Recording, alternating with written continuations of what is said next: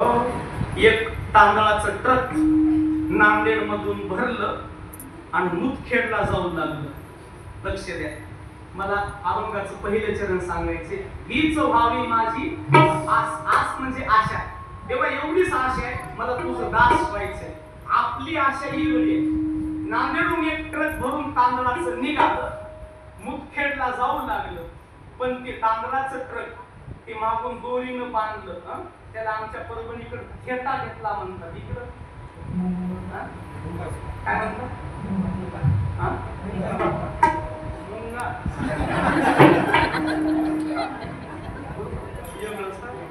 अहो ते बैलगाडीला असं कसला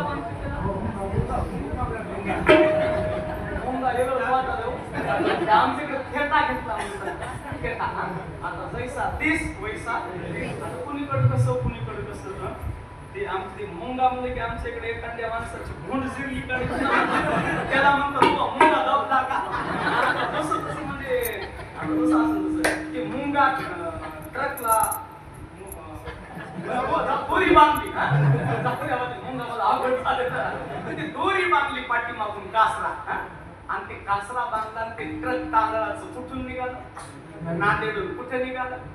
मुदखेडला. ते ट्रक नांदेडून निघालं, मुदखेडला निघालं. पण ते निघालेलं ट्रक पुणे गावच्या पुढी आल्यावर त्या गोदावरीच्या पुलावर, रस्त्यावर आंबुऱ्याच्या मधात, ते गोदावरीचं पुलच आहे, त्या पुलावर एक तांदळाचा कट्टा म्हणता कट्टा त्या ट्रक मधून पडला. आता ड्रायव्हर पुढे चालू लागलं, त्याला बिचारायला काही पत्ता नाही. ते पुढे सरळ निघून गेलं. सरळ निघून गेल्यावर ते तांदळाचा कट्टा तिथं पडला. पण ट्रक मधून पडल्यामुळे ते तांदळाचा कट्टा फुटला, उसवला, आणि ते तांदूळ रस्त्यावर खाली सांडले, पडले. तांदूळ खाली पडले. त्या रस्त्याच्या कडेने जाणाऱ्या मुंग्याने तांदूळ बघितले. ते मुंग्या तांदळाच्या ढिगावर आल्या. बिचारीने एक दोन दाणे तांदळाचे शीत तोंडात घेतले. मुंग्या निघून गेल्या. त्या रस्त्यावर पडलेले तांदूळ आकाशातून जाणाऱ्या चिमण्याने बघितले. त्या चिमण्या ढिगावर आल्या.